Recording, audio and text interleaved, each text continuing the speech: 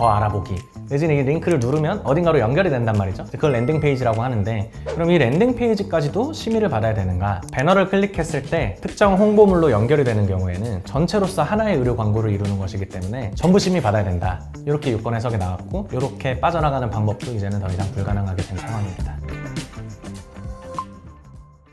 네, 안녕하세요. 의료법 전문 변호사 이혜성 변호사입니다. 저희가 지난번에 사전심의 관련해서 소위 보건복지부 칼춤 논란에 대해서 영상을 찍었었는데요. 그 영상 보시고 정기자문 받으시는 원장님들이나 새로 상담 오시는 분들이 좀 구체적인 내용에 대해서 질의를 많이 하시더라고요. 오늘은 조금 더 실무적인 영역으로 넘어가서 그래서 뭘 어쩌라는 거냐 하는 내용들을 조금 다뤄보기 위해서 영상을 찍게 되었습니다. 우선 지난번 영상에서 소개드린 내용을 간략하게만 정리를 해보자면, 이제 이 매체가 사전 심의 대상인가 하는 고민은 좀 접어두셔야 되는 단계가 돼버린 것 같아요. 예전에는 블로그나 메타나 뭐 유튜브나 이런 것들은 좀 그레이한 영역으로 남아있었다고 말씀을 드렸는데, 이제는 그냥 일괄적으로 다 심의를 받아야 되는 매체다, 이렇게 유권 해석이 나온 거고요. 내 블로그에 오는 사람이 10만 명이 안 된다, 내 인스타 구독자가 10만 명이 안 된다가 중요한 게 아니라, 네이버는 10만 명이 넘고 인스타는 10만 명이 뭐예요? 뭐 몇억 명이 이용을 할 텐데 그러면 심의를 받아야 된다라는 것이 현재 이제 보건복지부의 강력한 입장입니다. 이 내용은 일단은 이렇게 교통정리를 하고자 하는 보건복지부의 의사가 강력하기 때문에 반드시 숙지를 하셔야 될 것 같고요. 이게 좀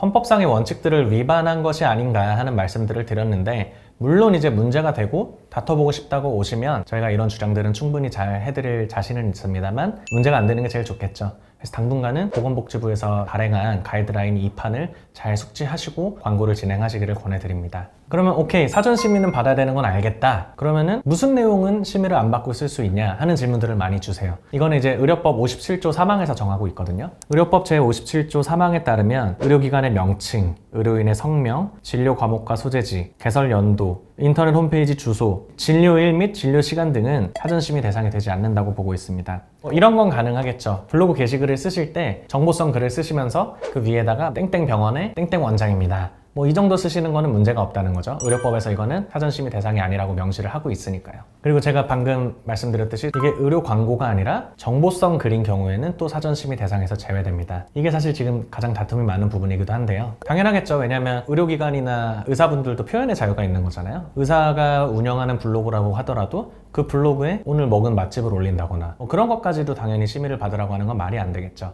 그래서 의료법을 준수하는 범위에서 통상적인 치료 정보를 적는다거나 뭐 질환의 정의, 원인, 증상 같은 걸 적는다거나 그런 것들을 적는 것은 단순한 정보성 글이기 때문에 문제가 안 된다는 거죠. 그리고 아까 말씀드렸다시피 이런 글의 앞뒤에 의료기관 명을 드라이하게 적어 놓는다거나 진료 시간 같은 걸 적는 것은 문제가 되지 않는다는 것입니다. 그런데 이렇게 보면은 또 빠져나갈 구멍이 너무 많잖아요. 그렇기 때문에 마지막으로 남겨둔 것은, 그런데 이러한 사전심의 대상이 아닌 내용들이라고 하더라도 기타 여러 정황들을 고려했을 때 이제 유인성이 있다고 보거나 의료 광고로 볼 수 있다면 심의를 받아야 된다, 이렇게 써놨어요. 뭐 예를 들어서 어떤 시술에 대한 정보를 써놓고 밑에다가 이 시술은 사실 저희 병원에서 잘하는데 저희 병원 무슨 원장님에게 한번 상담을 받아보세요, 이런 것들은 안 된다는 거죠. 그럼 이제 뭐 그렇게들 주장을 하실 수 있겠죠. 맨 마지막에 쓴 거는 우리 병원 이름이랑 원장밖에 없지 않냐, 아까 된다고 하지 않았냐라고 했는데 우리가 잘한다, 와서 상담 받아봐라, 이런 것들은 의료법에서 적어두진 않았기 때문에 아마 사전심의 대상이 될 거고, 심의를 받지 않고 광고를 할 경우에는 의료법 위반으로 규율이 될 겁니다. 우선적으로 이 정도 느낌을 잡고 가시면 기본적인 질문사항들은 해결이 되실 텐데요. 요즘에 많이 받는 것들이 링크 광고를 띄운다거나 뭐 DB 광고를 띄운다거나 하면은 그 안에서 해결되는 게 아니라 이제 뭐 더 알아보기, 내지는 이 링크를 누르면 어딘가로 연결이 된단 말이죠. 그걸 랜딩 페이지라고 하는데, 그럼 이 랜딩 페이지까지도 심의를 받아야 되는가 라는 질문들도 또 주세요. 과거에는 랜딩 페이지로 연결하게 하는 그 창, 이 광고에 대한 심의를 넣으면 이것만 봤어요. 여기 있는 문구, 여기 있는 이미지. 근데 다시 유권 해석이 나오면서 배너를 클릭했을 때 특정 홍보물로 연결이 되는 경우에는 이 배너와 연결된 홍보물이 전체로서 하나의 의료 광고를 이루는 것이기 때문에 전부 심의 받아야 된다, 이렇게 유권 해석이 나왔고, 이렇게 빠져나가는 방법도 이제는 더 이상 불가능하게 된 상황입니다. 물론 근데 랜딩 페이지도 여러 종류가 있을 수 있어요. 그냥 병원 홈페이지로 연결해 놓으시는 분들도 있거든요. 그런 경우에는 뭐 홈페이지까지 다 심의를 받지는 않아도 되겠죠.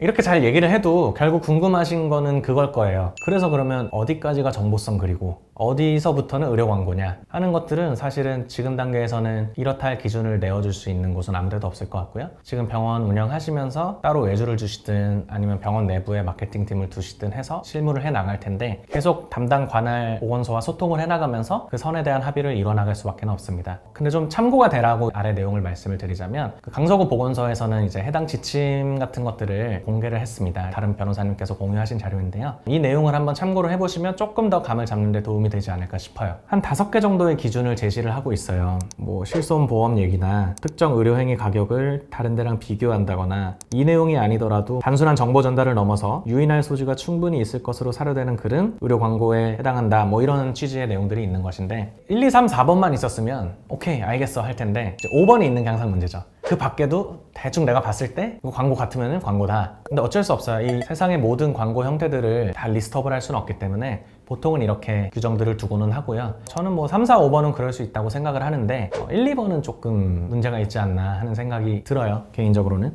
비급여 항목이나 금액이 포함되어 있는 게시글들은 심의를 받아야 된다. 그 말인즉슨 이제 이거를 광고로 본다는 거잖아요. 의료법상으로는 이런 비급여 항목이나 비용에 대해서는 고시를 하게 돼 있어요. 의료법의 특정 규정에서는 이거는 니들이 다 알려줘야 된다 이렇게 하고 있고, 근데 여기 심의와 관련해서는 이거 하면 광고다, 뭐 하지 말라는 뜻 같이 들리기도 하는데 그래서 조금 충돌하는 측면이 있지 않나. 그래서 이 부분은 유인성을 추가로 붙인다거나 조금 더 디벨롭이 필요한 부분이라고 생각이 되고요. 두 번째로는 이제 시술 전후 사진은 안 된다 뭐 이렇게 얘기를 하고 있는데, 시술 전후 사진은 심의를 받으라고 하는데 아마 지금 전후 사진은 심의 받으면 그냥 심의가 통과되지 못할 거예요. 그 심의 기준에서 전후 사진은 그냥 치료 경험담 광고로 봐서 안 된다고 규정을 하고 있거든요. 그래서 저희가 지난 영상에서 이거는 좀 문제가 있다라고 이제 지적을 했던 사례가 있으니까 궁금하신 분들은 해당 영상 찾아보셔도 될 것 같고요. 우선 유권 해석이 이렇게 사전 심의와 관련해서 강력하게 내려온 지 얼마 안 됐고 실무 단계에서 구체화되어 가고 있는 단계라고 생각을 합니다. 그렇기 때문에 이렇다 할 명확한 기준들이 좀 자리 잡고 업계 통상으로 제시되기 전까지는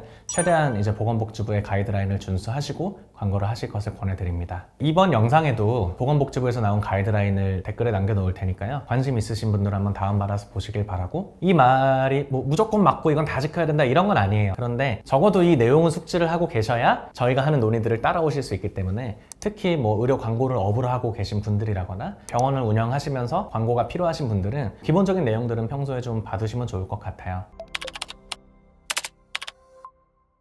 작년 말부터 의료 광고 관련해서는 계속 격변의 시대가 있는 것 같아요. 과거의 광고 형태와는 지금도 이미 좀 달라졌고, 아마 이렇게 계속 제도적으로 법적으로 정비가 되다 보면 언젠가 좀 다른 모습으로 광고들이 이루어지고 있지 않을까 하는 생각이 드는데요. 지금 그 과도기인 만큼 괜히 여기서 선을 넘어서 병원에 그리고 의사 본인에게 피해를 입힐 필요는 없겠죠. 지금 저희가 제공해드리는 영상들은 다 그것들을 미연에 방지하기 위한 것들이니까요. 문제가 될 때마다 찾아보시면서 참고가 되었으면 좋겠고요. 저희 법무법인 도하에서는 많은 병원들에 정기 자문을 제공하고 있습니다. 수많은 데이터와 경험을 보유하고 있으니까요. 혹시 의료법상으로 문제가 되신다거나 그 외에도 병원을 운영하시면서 뭐 법률적으로 상담이 필요하신 경우에는 언제든지 저희 도하를 찾아주시면 감사하겠습니다.